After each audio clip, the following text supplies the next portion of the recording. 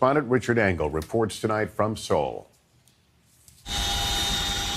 Arriving by helicopter under tight security, Defense Secretary Mattis flew right to North Korea's doorstep today and looked out onto the very hills where North Korea has hundreds of rockets and artillery pieces ready to fire in the event of a war. Behind that, in the caves, is where the long-range artillery is. Seoul and its 20 million people are just 35 miles away. North Korea has been practicing for this low-tech assault. Missile defenses would be ineffective, the casualties enormous. At the border, Mattis came within yards of North Korean soldiers as, in a bizarre scene in this tense place, tourists in the north looked on.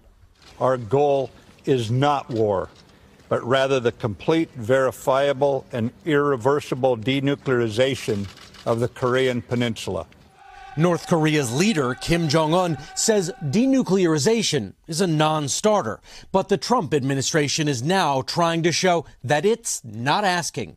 President Trump arrives in Asia next week with what is effectively an armada. For the first time in years, 3 U.S. aircraft carrier strike groups are heading to the Pacific, in addition to the some 32,000 U.S. troops already in South Korea.